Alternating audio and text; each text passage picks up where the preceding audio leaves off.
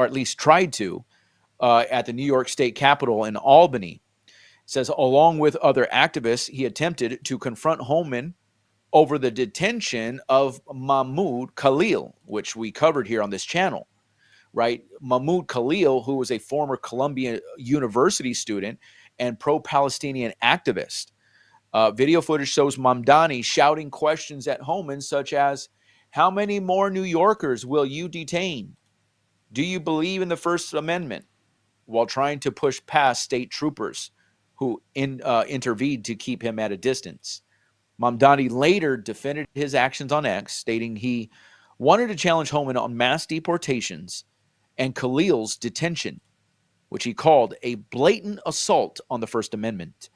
The incident went viral, drawing significant backlash, including racist and Islamophobic threats against Mamdani, as well as criticism from conservative figures like Homan, who dismissed Mamdani's actions and vowed to escalate immigration enforcement in New York City.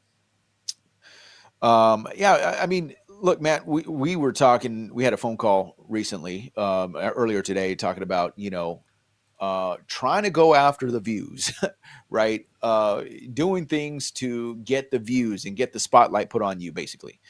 What's your take on that? I mean, obviously, this guy, Mamdani, came out of nowhere, basically, right, to win a primary against an Andrew Cuomo, a former governor of New York.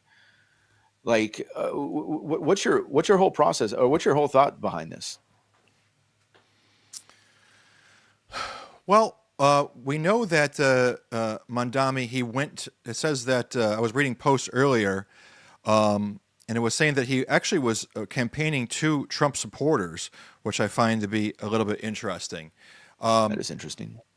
There's been this fight within the Democratic Party right now of this extreme, what they call extreme woke, side of things, fighting against the extreme woke was associated with Nancy Pelosi, AOC, and all these people, fighting against the legacy Democratic people, that Democratic liberals that weren't as insane, right? And the fact that we see Mamdani, seizing upon all of the really super woke agendas, and then doubling that, doubling down on top of things that we see like AOC policies, green initiatives, and all of these new experimental things. It's really to captivate the attention of that demographic of New York City.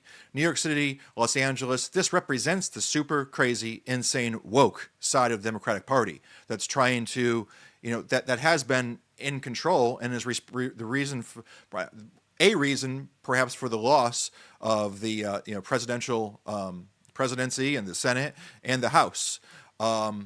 So it's really this type of people that you can't stop them by saying, hey guys, we're losing the hearts and the mind of people. We're going to lose the entire party. You're burning the house down, right? Because they're so convinced that all of their policies are accurate and correct.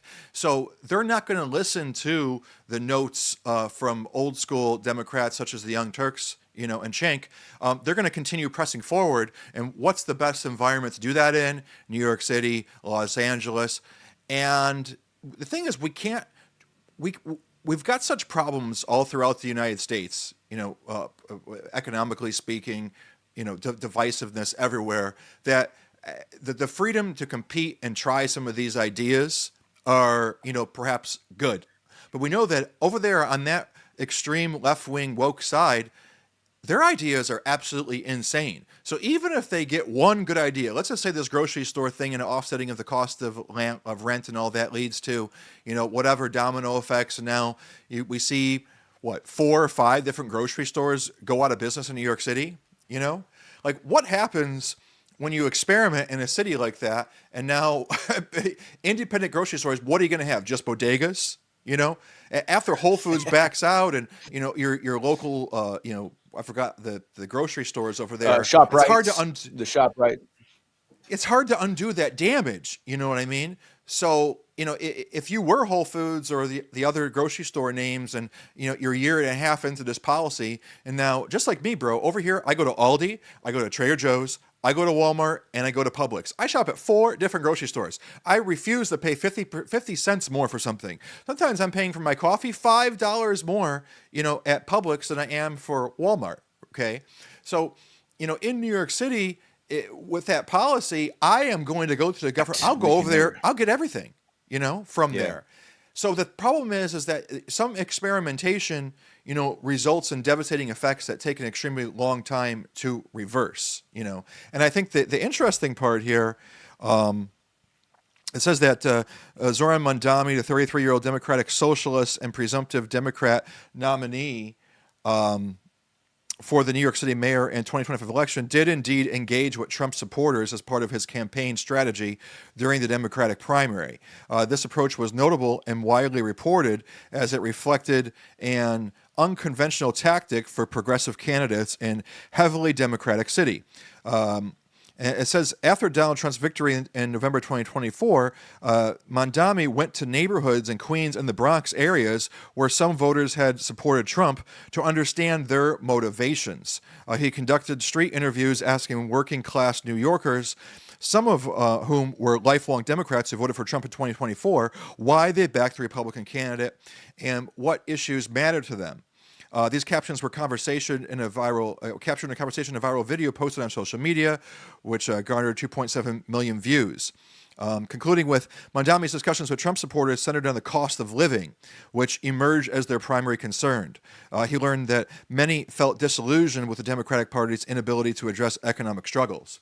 So, and the thing of that is that seeing the problem is one thing, but it's always by the establishment of the problem called problem, reaction, solution, by which they bait us into a very bad solution, okay? So he listened to the Trump supporters, and he said, hey, guys, I'm going to address your concerns.